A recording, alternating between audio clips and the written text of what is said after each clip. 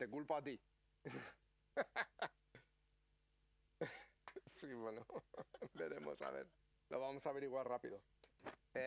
Buenos días a todos, espero que estéis bien. Me da mucha alegría poder estar con vosotros otra vez. Como dice ya Pierre, estoy totalmente agotado y no por tener que traducir del inglés al español, pero ha sido intenso y además hacía un calor y una humedad horrible, horrible. Es que no han inventado el aire acondicionado en Inglaterra, madre mía, era horroroso. Pero sí que es verdad que ha sido de muchísima bendición. Siempre me encanta ir ahí. Para los que pues a lo mejor lleváis mucho tiempo y conocéis de comisión y tal, a lo mejor pues no os resulta como de tanto ánimo o lo que sea, pero para mí, viniendo de pues haber sido parte de una iglesia independiente durante mucho tiempo y ser parte de una familia de iglesias, la verdad es que me llena de ánimo. Les compartía a todos que en el tiempo que estuve ahí, hay una pareja que conocimos Tania y yo, bueno, dos parejas de hecho, que conocimos Tania y yo en la misma conferencia hace unos años, el 2022. Les hemos visto 4 veces, ¿vale? Y cada vez que les vemos están atentos. Además dicen, no sabíamos que veníais, hemos estado orando por vosotros y están buscando en su cuaderno, porque han estado orando juntos para que el Señor les diera palabras proféticas para animarnos, ¿no? Y esta gente, o sea, tienen sus hijos, tienen una iglesia, tienen sus problemas y sus necesidades y sus deberes y tal, pero, o sea, la verdad que me tocó, estaban orando por nosotros y compartiendo y yo lloraba, no por lo que decían, sino por el corazón que yo sentía de cómo nos aman, ¿no? Están orando por nosotros en medio de estos cambios y, y son unos hermanos de Sudáfrica que sí, están en Londres llevando una iglesia ahí, pero a pesar de que solo nos hemos visto 4 veces, somos familia, les importa, están involucrados en lo que estamos haciendo y quieren lo mejor para nuestras vidas. Para mí es, la verdad, increíble cada vez que voy ahí. Ahora lo que vamos a hacer es que vamos a proseguir en lo que es nuestra serie, en el libro de Ruth, y vamos a llegar a la conclusión. Vamos a terminar el libro de Ruth, el capítulo 4, y vamos a ver cómo se desenlaza la historia. Si os acordáis, la serie se llama Tu gran fidelidad, porque habla de la fidelidad de Dios hacia los hombres, pero también tu fidelidad, ¿no? A la que Dios te invita a participar, ¿no? Activamente, con intencionalidad. Hemos aprendido que la fidelidad de Dios nos alcanza cuando estamos en lo más difícil, más complicado de nuestra vida. Y hemos también visto cómo nos invita a que nosotros también, ¿no?, nos acerquemos a los que están a nuestro alrededor. Hemos visto que la fidelidad de Dios se puede reconocer en las casualidades de la vida y que su carácter nos invita a que tomemos acciones radicales de fe, de confianza en que Él nos va a recibir con ternura y con amor. Y en medio de todo esto, ¿no? Estamos en el libro de Ruth, pero quería hacer así una pregunta, una consideración mientras que vamos leyendo el capítulo 4 para que vayamos pensando, ¿quién es el protagonista del libro de Ruth? ¿Es Ruth, no? ¿Que tiene el nombre del libro? ¿O es quizás Boz o Noemí? ¿O el marido difunto de Noemí, Elimelech? ¿O quizás sea este pariente, ¿no?, con el que va a hablar Boz en el capítulo hoy, ¿no? Porque saber quién es el protagonista nos ayuda a entender de qué va la historia, ¿no? ¿Qué es lo que en este caso Dios está intentando decirnos?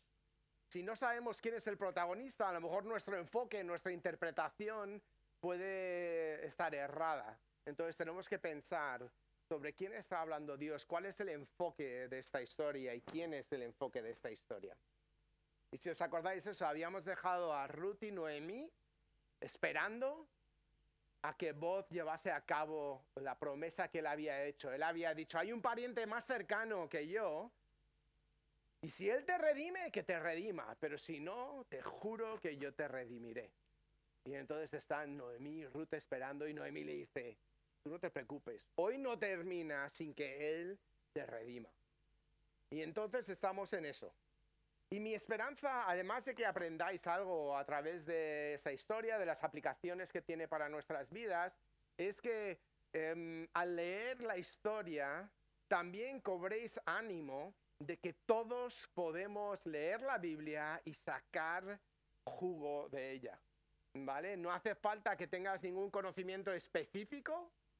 ¿Puede ayudar? Sí, ¿por qué no? Pero no hace falta, porque la palabra de Dios es viva y es eficaz. Y entonces, si nosotros la leemos con curiosidad, con pausa, con detenimiento, podemos sacar mucho, mucho de ella. Y eso es mi esperanza, que a lo largo de este sermón vosotros podáis ir yendo, sacando cositas.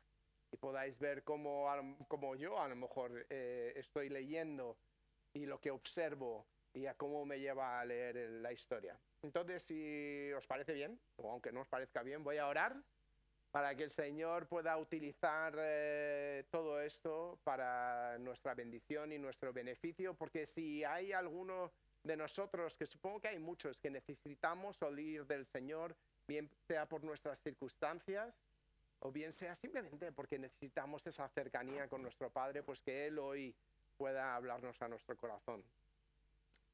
Padre amado, te doy gracias por tu palabra, te doy gracias por el libro de Ruth, te doy gracias, Señor, que tú lo has conservado para nosotros durante miles de años, Señor, para que nosotros podamos beneficiarnos de ella, Señor.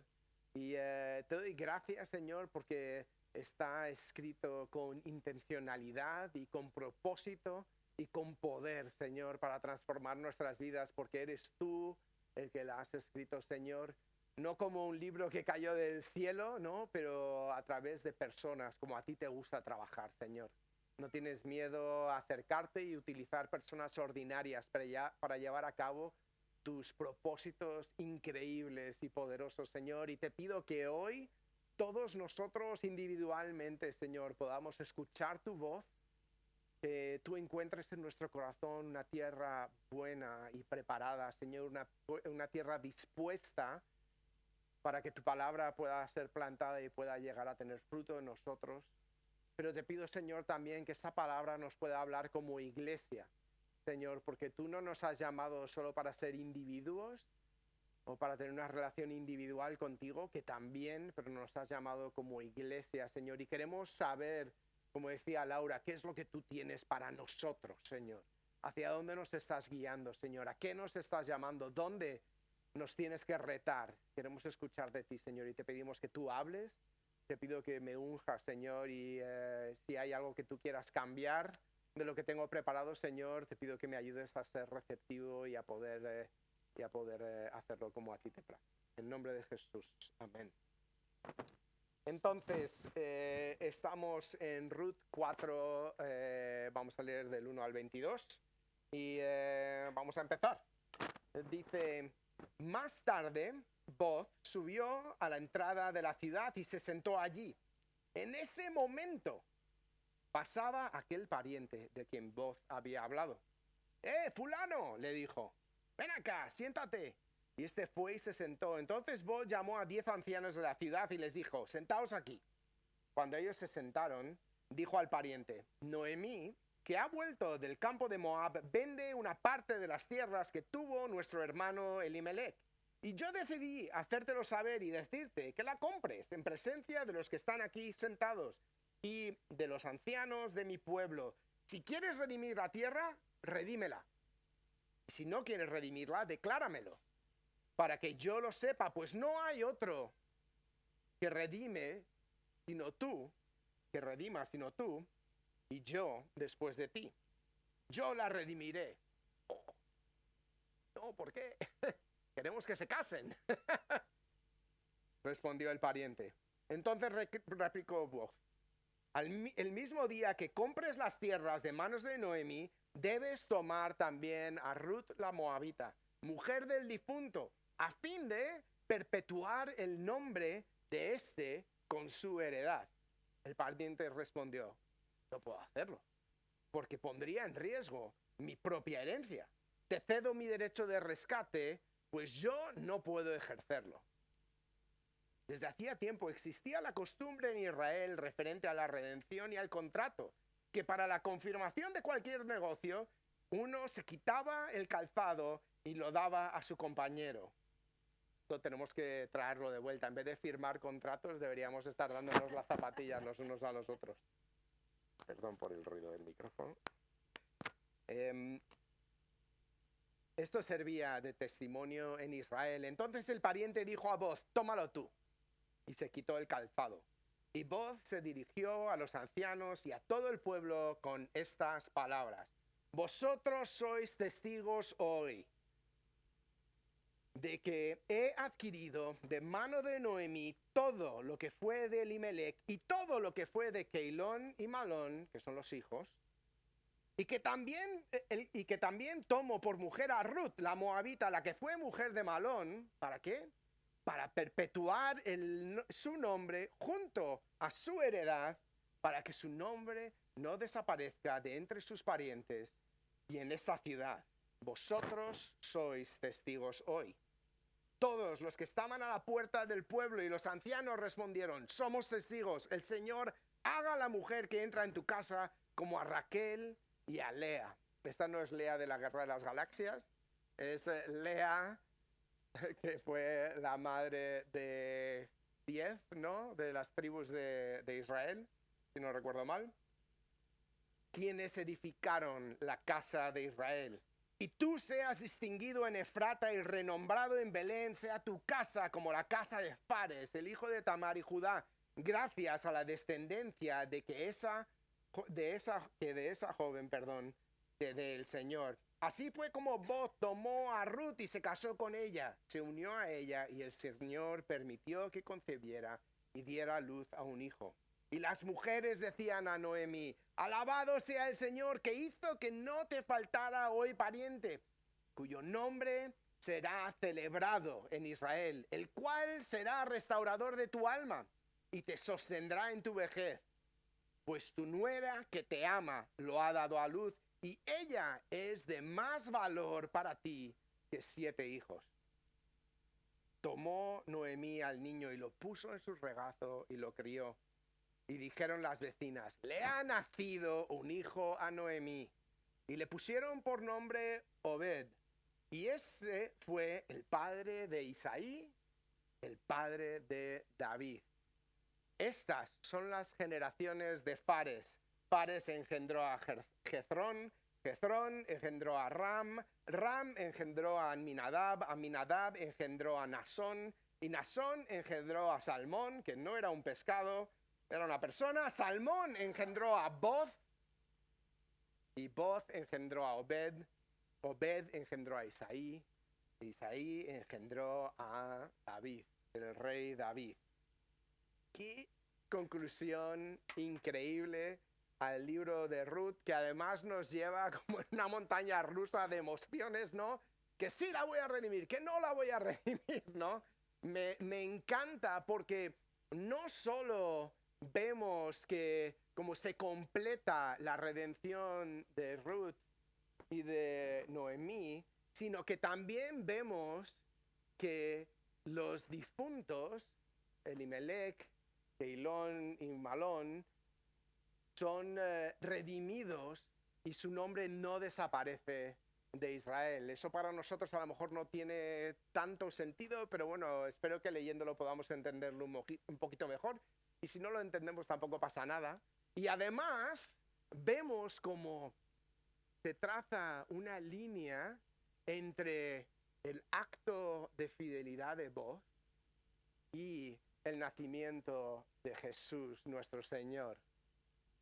A lo mejor para ellos nunca llegaron a experimentar la plenitud de la redención que había ocurrido.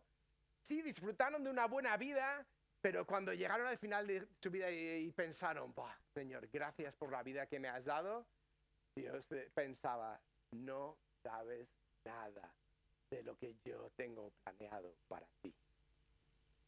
Entonces, como os decía, vamos a mirar detenidamente el pasaje, vamos a leer y releer algunos pasajes, algunas partes, ¿no? para empaparnos de la historia, experimentar lo que el autor quiere que experimentemos y a ver si ahí podemos ir sacando unas lecciones. Volviendo al versículo 1, del 1 al 3, dice, más tarde, ¿no? Sabemos, Boz acaba de decirle a Ruth, toma 20 kilos de cebada, vete a tu suegra, que no te puedo enviar de manos vacías, te juro que quedarás redimida hoy. Y entonces Boz, en vez de hacer lo normal, él se quedó durmiendo en la era al lado del montón de cebada porque era su propiedad, era su provisión y era su responsabilidad. Pero en vez de quedarse ahí, porque no se quedó a dormir ahí para luego irse, se quedó ahí para trabajar, pues debió dejar a sus empleados trabajando y él se fue a hacer lo que él había prometido. Se fue a la entrada de la ciudad y se sentó allí. En ese momento, casualidad, pasaba por ahí el pariente de quien Boz había hablado. Fulano! Me encanta lo de fulano aquí, tan apropiado. Le dijo Boz, ven acá y siéntate. Y este fue y se sentó. Entonces Boz llamó a 10 ancianos de la ciudad y les dijo, sentaos aquí. Cuando ellos se sentaron, dijo al pariente, Noemí, que ha vuelto del campo de Moab, vende una parte de las tierras que tuvo nuestro hermano Elimelech. Entonces, Boz, como os decía, no se va directamente y ocurre esta casualidad, que según él llega, aparece el pariente por ahí, ¿no? Sin saber lo que está pasando.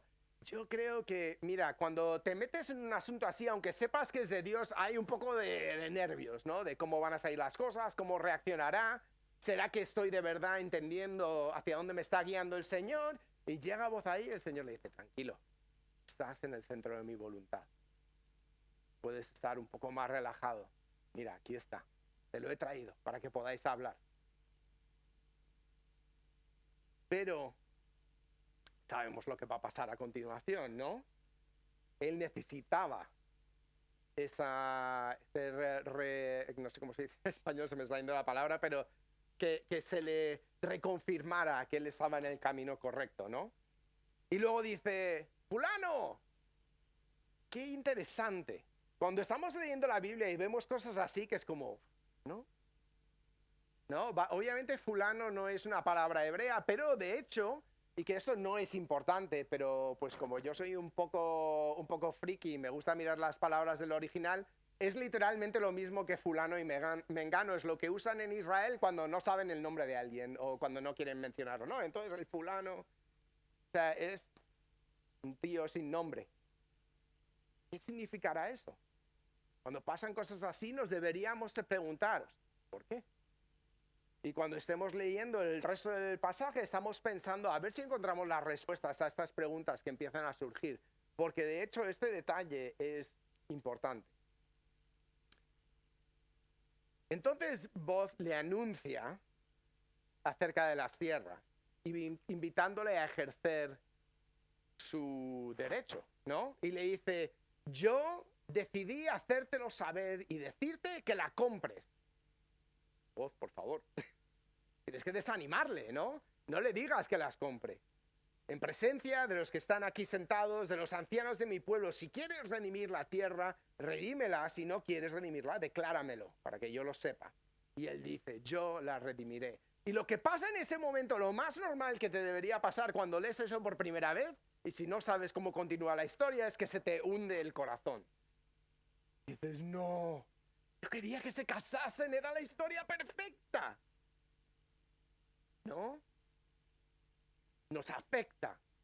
Y el autor quiere que sintamos esto. Hay riesgo en lo que él está haciendo. En seguir como, bueno, no una ley, porque no era una ley, pero en seguir esta tradición y en estar dispuesto a hacer las cosas con integridad, sí, tiene riesgo. Lo bueno es que el Señor, como Boz ha estado prestando atención, él sabe que el Señor está diciéndole, tranquilo, estoy encargado. Y entonces Boz saca un as de la manga, por así decirlo. Y dice, entonces replicó Boz, el mismo día que compres las tierras de manos de Noemí, debes tomar también a Ruth, la moabita, mujer del difunto, ¿a fin de qué?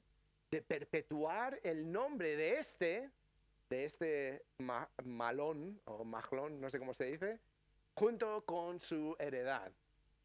Y el pariente responde, no puedo hacerlo, no puedo hacerlo. ¿Pero qué ha pasado? ¿Por qué pasa de estar como, oh, qué guay, sí, venga, lo voy a hacer? No tiene preguntas, está como totalmente listo a de repente decir, no puedo hacerlo.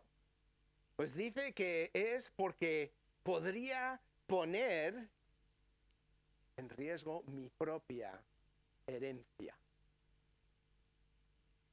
Entonces es importante entender que esta institución, por así decirlo, de la redención o la ley del leribato, bueno, no es ley, pero el leribato no es una ley en Israel.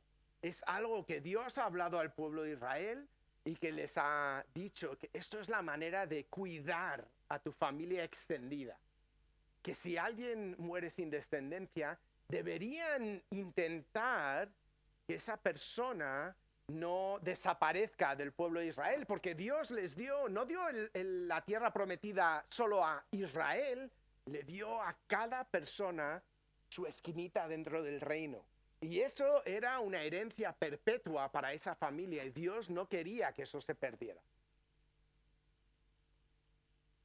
Así que lo que hace este pariente, este fulano, no es ilegal, pero se ve como algo realmente feo, como una falta de generosidad, una falta de empatía que es más común o más esperada de un extranjero que de un israelita. Pero a él, que le importa su herencia, por algún motivo no se preocupa de su reputación. Y es aquí donde vemos la primera lección, yo creo, de este pasaje, y es que la fidelidad de Dios es altamente costosa. La fidelidad a la que Dios nos llama a nosotros también es altamente costosa. Este fulano intentó proteger lo suyo porque el precio era demasiado alto. Y contrasta mucho con la reacción de Boz, en el 7 al 10, que dice, desde hacía tiempo, bueno, nos explica esta costumbre de la sandalia, ¿no? Y el pariente le dice, tómalo tú.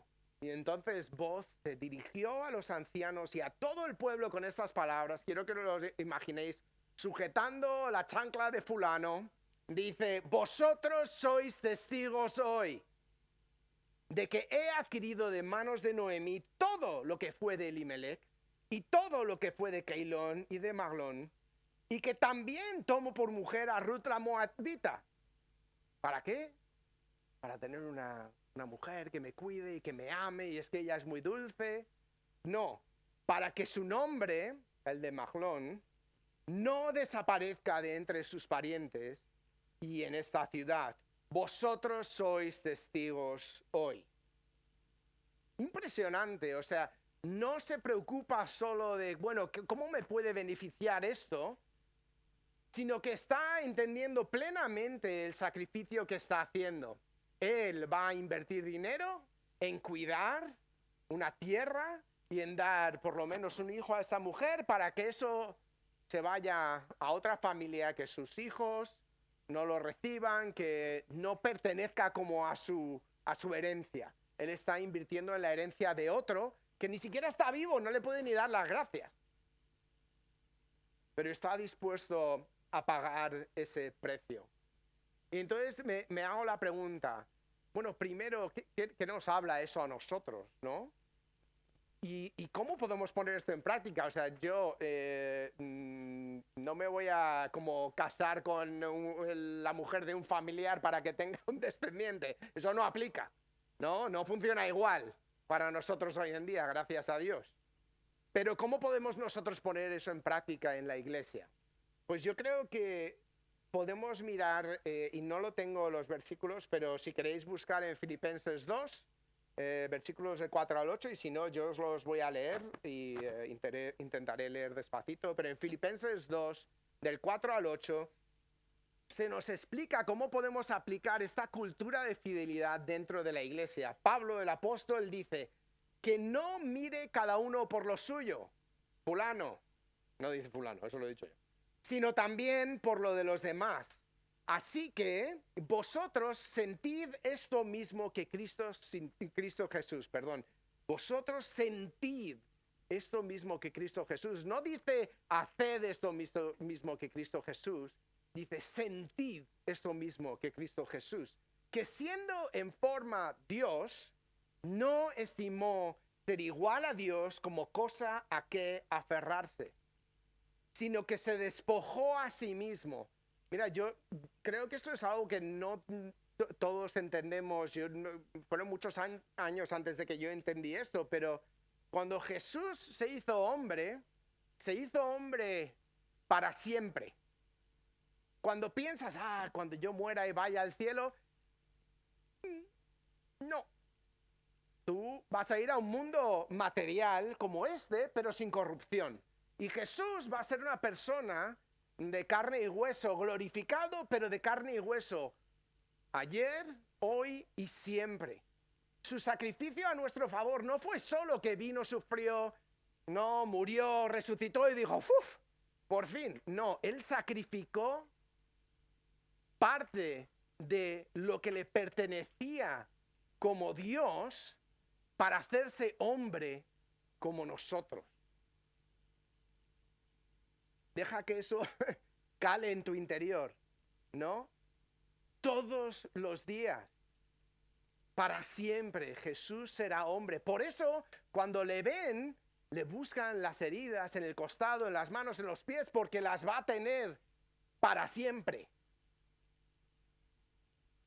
Entonces, dice que no estimó ser igual a Dios como cosa a que aferrarse, sino que se despojó a sí mismo y tomó forma de siervo y se hizo semejante a los seres humanos, y estando en condición de hombre, además se humilló a sí mismo, se hizo obediente hasta la muerte y muerte de cruz.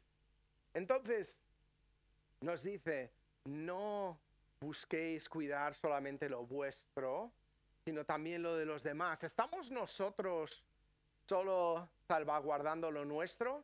Hablo en nuestra vida personal, primero, ¿no?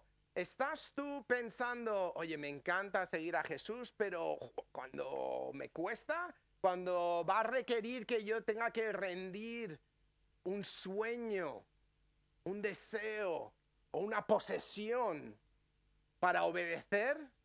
Digo, lo siento, no puedo, hazlo tú. Kevin, hazlo tú, que tú es que te dedicas a esto, ¿no?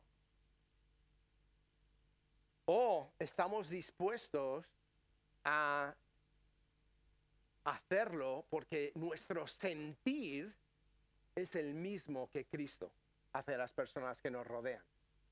Y digo también como iglesia, ¿qué significa para nosotros como iglesia? ¿Hay algo que nosotros como iglesia no estamos haciendo porque no estamos dispuestos a pagar el precio? ¿Hay algo que nos está llevando a pensar, no, es que a mí me gusta que el culto sea así, no estoy dispuesto a hacer X o Y porque es que a mí me gusta y yo no quiero que tengamos que cambiar nada? Pero creo que es importante, de nuevo, estamos hablando de un sentimiento. Pablo no dice, vas a hacer esto sí o sí y chitón. ¿No? Dice, tengamos el mismo sentir que Cristo Jesús. Entonces, vamos a ver si, siguiendo en la historia, podemos mirar a Boaz y podemos como empezar a entender cuáles son esos sentimientos que él tenía, por qué le llevó, por qué él fue distinto a fulano. ¿Qué fue lo que le llevó a eso? Y vamos a seguir en los versículos 10 al 12. Dice, todos los que estaban a la puerta del pueblo y los ancianos respondieron, somos testigos, el Señor haga a la mujer que entra en tu casa, o sea, a Ruth, lo primero, qué bonito, ¿no? Lo primero es una bendición para Ruth. Que la haga como a Raquel y a Lea, quienes edificaron la casa de Israel, y tú seas distinguido en Efrata, renombrado en Belén, es como en nuestra región, que seas recordado, sea tu casa como la de Fares, el hijo de Tamar y Judá, gracias a la descendencia que de esa joven te dé el Señor. Entonces, imaginaos la escena, acaba de confirmar la redención y el pueblo le da a Ruth esta bendición. Pero tenemos que entender, o sea, es una pedazo de bendición. Tanto Raquel como Lea son las que dieron a luz a los que se convirtieron en los patriarcas de las 12 tribus de Israel. ¿No? O sea, están dándole como la mejor bendición que se le puede dar a una mujer. Es que tu nombre y tus hijos sean como los patriarcas de Israel. Es una bendición increíble. Pero luego dice acerca de Fares y Tamar y Judá, y a lo mejor algunos de esos nombres te suenan, pero si eres como yo no te acuerdas de todos los detalles. No pasa nada con buscar en Google si no sabes algo. Y además es muy rápido, que esto no es como una cosa que no hay ningún otro que haya pensado en buscar acerca de esto. O si simplemente sigues leyendo la historia y llegas al versículo, creo que es 18, verás que Fares es mencionado y es un ascendiente de Boz. Entonces, ¿por qué le dicen sea tu casa como la casa de Fares? Es como, hola, su casa es la de Fares, ¿sabes? Es como es su tatarabuelo, son la misma familia. ¿Qué significa esto? ¿Por qué le dicen que sea como la casa de Fares? Pues si miramos la historia de estos tres personajes, nos dice que Fares, que era el hijo de Tamar y de Judá. Pues Tamar, interesantemente, era una mujer extranjera de los cananeos, que son los otros enemigos aférrimos de Israel, que se encontró en una situación donde su marido murió y su suegro Judá, la verdad, no hizo suficiente. Llegó a un punto que dijo, mira, que se aguante, se queda sin descendencia, se siente. Y entonces ella utilizó unas técnicas un poco así, bueno, no sé, poco recomendables, pero extremas, para conseguir una descendencia. Entonces, en la historia o en la familia, en la ascendencia de Boz, hay ya una historia de una mujer extranjera, desamparada, teniendo que ir a extremos para poder asegurarse que ella y su difunto marido tengan una descendencia. Una descendencia que se convirtió en Fares, que fue el primogénito del primer hijo de Judá, si recuerdo bien. Pero luego, además, podemos ver, si miramos atentamente a la genealogía, y yo sé, las genealogías las vemos y pensamos, no quiero leer esto, un montón de nombres, no sé ni pronunciarlos. Pero si miramos con detalle podemos aprender cosas asombrosas, porque no es solo Tamar una persona que se parece a Ruth. Podemos aprender que Salmón, este hombre de nombre acuático, se casó con Rahab. ¿Os acordáis de quién es Rahab? Es una mujer que es extranjera, era una prostituta del enemigo de Israel, pero que como que da cobijo a unos espías que van a Jericó y además les dice, están cagaos. Y entonces, ¿qué pasa con ella? Dios les recompensa, ella es integrada en el pueblo de Israel, se casa con Salmón y tiene un hijo al que llaman Boz. Alucinante que Dios utiliza a una persona con una historia tan particular y tan única para poner Ruth en su camino. Una persona que puede entenderla, que puede sentir misericordia, que puede conectar con ella, que entiende lo que es ser una extranjera, una mujer extranjera en Israel. Entonces, yo creo que podemos aprender algo extremadamente valioso aquí, y es que muchas veces las cosas que nosotros vemos en nosotros mismos que a lo mejor no nos gustan, o que son como traumas o sufrimientos, cosas que hemos pasado que son muy duras y que preferimos muchas veces ni pensar en ellas, las enterramos muy, muy profundo.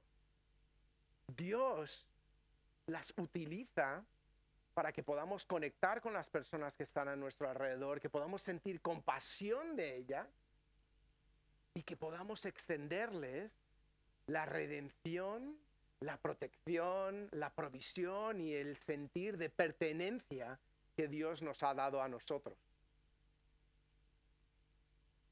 Podemos a veces pensar que esas cosas son cosas que son demasiado feas o que son a lo mejor vergonzosas. Imagínate tener una historia donde tu madre era una prostituta y tu tatarabuela engañó a su suegro para que se acostase con ella, haciéndose como una prostituta. Es como, eso no es, ¿sabes? Es a lo mejor algo que no hablamos de eso en casa, ¿sabes?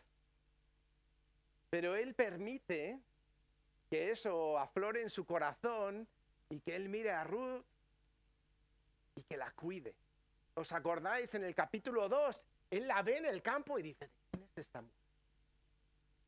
Porque Él ve una mujer extranjera y se preocupa por ella, porque Él conoce otra mujer extranjera, su madre, que probablemente habría, no digo que la trataban mal ni nada, no sabemos, pero bueno, lo más normal es que siempre va a haber alguien que a un extranjero le va a tratar menos que alguien que es de ahí, ¿no? O que alguien a una ex prostituta le mire con un poco de recelo o que digan algunos comentarios feos por ahí. Entonces, ¿qué podemos considerar de nuestro pasado, de nuestra historia personal, que nos puede permitir acercarnos y sentir misericordia por las personas que están a nuestro alrededor?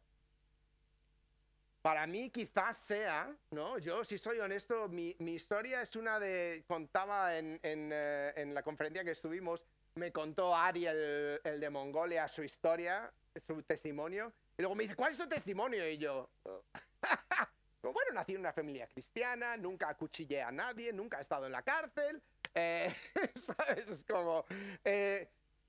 pero mi historia, a lo mejor yo no me puedo identificar con alguien que ha hecho las cosas que hizo Ari, pero me puedo identificar con personas que no sienten esperanza sobre el futuro, que tienen un deseo de vivir una vida que sea provechosa, pero que no tienen la fuerza o no encuentran que son capaces de tomar las decisiones correctas para que su vida de verdad tenga algún significado o relevancia, ¿no? Yo puedo identificarme contigo si tú te acuestas todas las noches y repasas tu día y dices, estoy en el mismo bucle otra vez, no consigo salir de esto.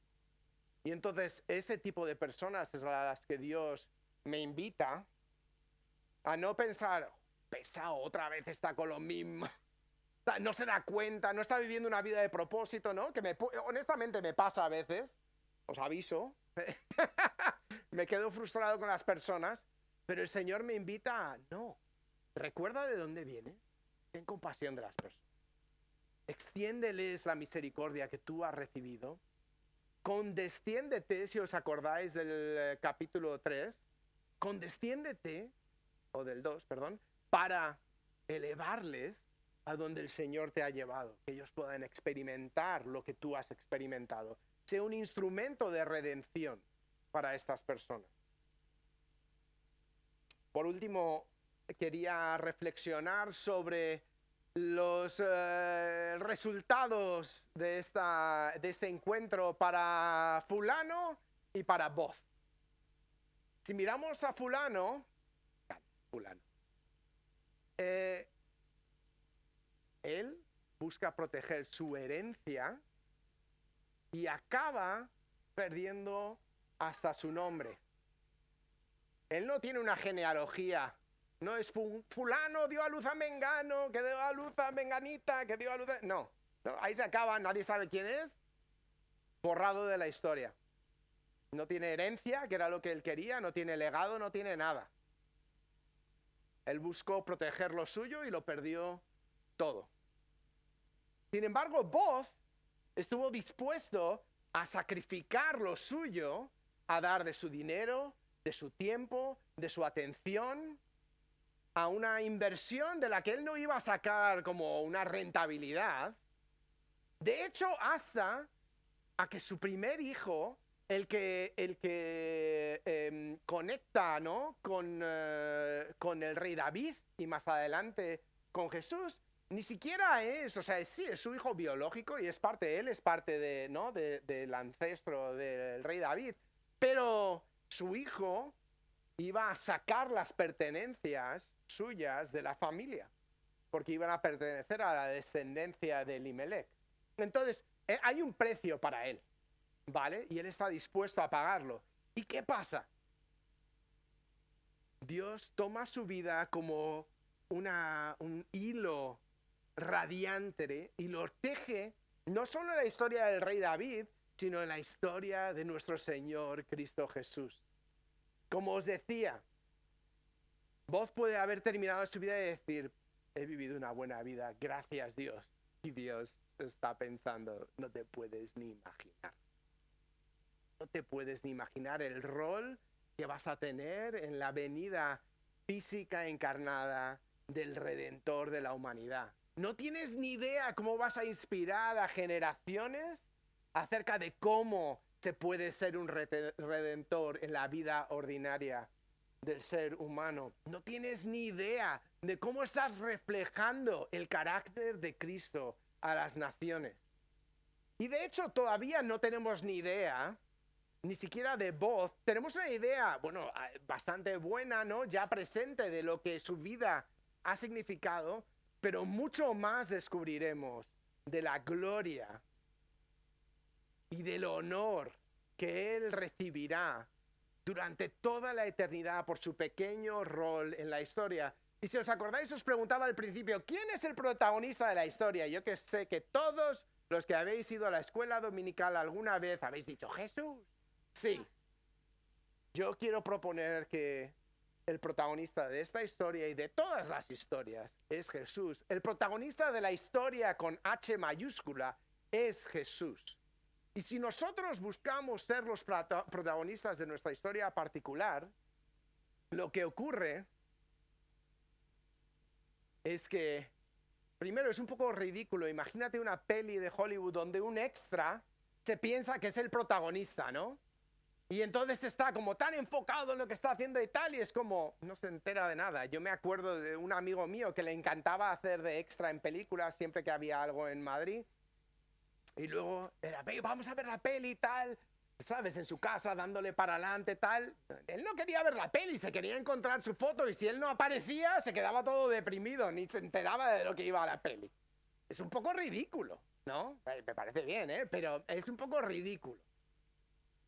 Lo que nosotros tenemos que hacer es ser buenos actores secundarios, que hacen que el protagonista de la historia pueda quedar mejor, pueda impactar más, pueda ser más efectivo en lo que va a hacer y que apoyemos su historia. Entonces, como Jesús dijo, si os acordáis por favor, ábrete. Gracias. Dijo Jesús en Marcos 8:35, dijo, toda persona que quiera salvar su vida, la perderá. Y toda persona que pierda su vida por mi causa y por el Evangelio. ¿Qué es el Evangelio? El Evangelio es las buenas noticias de que Dios es fiel y es redentor. Eso es literalmente lo que son las buenas noticias. Todos los que pierdan su vida por mi causa y por el Evangelio la salvarán.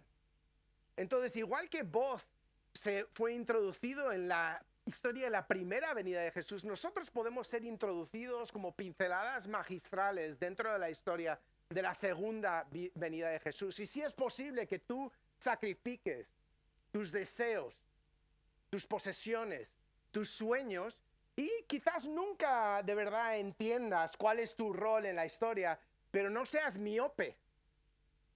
Esta vida es muy, muy corta. Y si de verdad crees lo que dice la Biblia, tienes que saber que la vida que viene después es para siempre y es la que importa de verdad. Esto es como el amanecer. Es esos momentos cuando se ve la luz en el cielo, pero está a punto de salir el sol. Eso es lo que es esta vida. Y lo que queda es la eternidad, que es donde lo que hemos vivido de verdad importa. Y si tú quieres que tu vida, que tus sufrimientos, que tus traumas, que tus dificultades, que tu historia tenga trascendencia y sirva para algo, entrégasela a Jesús y a su evangelio y la salvarás.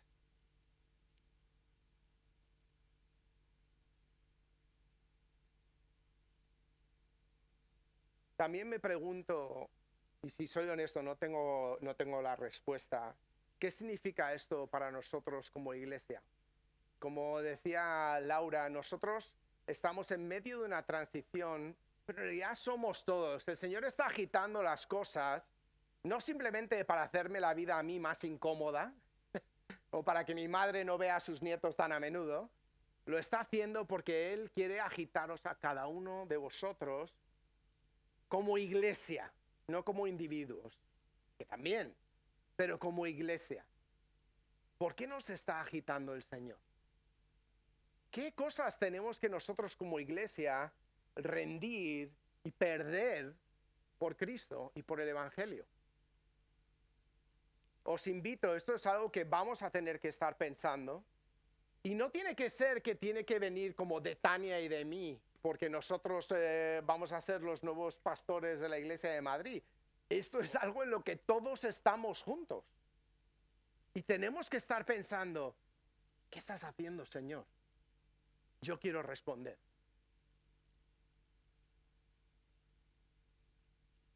Si os parece bien, lo que voy a hacer es simplemente orar por nosotros para que el Señor nos ayude a poner en práctica esta enseñanza.